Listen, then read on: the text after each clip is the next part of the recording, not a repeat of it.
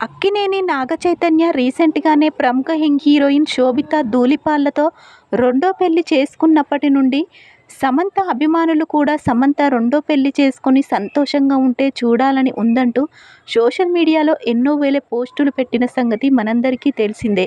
అయితే రీసెంట్గా సమంత ఇంట్లో అందరూ కూడా రాజు నిడుమూర్తో రెండో పెళ్లి చేసుకోవడానికి అంగీకరించారట. ప్రస్తుతం ఈ విషయం కాస్త ఎంతో వైరల్ అవుతుంది. అయితే రాజు నిడుమూర్ వైఫ్ నుండి ఇంకా క్లియర్ కాలేదు. ఆయన భార్యతో విడాకులు ఇంకా రాలేదు, అటు నుండి ఇంకా క్లియర్ కాలేదంటూ ఈ విషయం ఎంతో వైరల్ అవుతుంది. నాగ చైతన్యతో వైవాహిక బంధంలో ఉన్నప్పుడే the family men to web series చిత్రీకరణ మొదలైంది. ఈ వెబ్ సిరీస్ అమెజాన్ ప్రైమ్లో విడుదల అయ్యేలోపే విడాకులు జరిగిపోయాయి. విడాకులు తీసుకున్న తర్వాత సమంత మానసికంగా ఎంతో కృంగిపోయిన సమయంలో రాజు ఆమెకు ఇచ్చిన ధైర్యం, భరోసా సాధారణమైనది కాదట. ఆ సమయం నుండే వీళ్ళిద్దరి నుంచి మంచి స్నేహం మొదలైంది.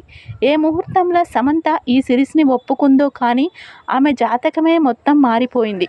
అప్పటి వరకు హీరోయిన్ పాత్రలతో మెరిసిపోయిన సమంత మొదటిసారి విలన్ రోల్లో నటించి దేశవ్యాప్తంగా ఈ వెబ్ సిరీస్ ద్వారా క్రేజ్ని సంపాదించుకుంది.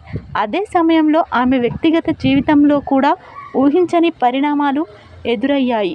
ఇకపోతే ఆమె నిర్మాతగా వ్యవహరించిన శుభం అనే చిత్రం వచ్చే నెల 9న విడుదల కాబోతున్న సంగతి అందరికీ తెలిసిందే. ప్రస్తుతం ఈ విషయాలు కాస్త సోషల్ మీడియాలో ఎంతో వైరల్గా మారుతున్నాయి.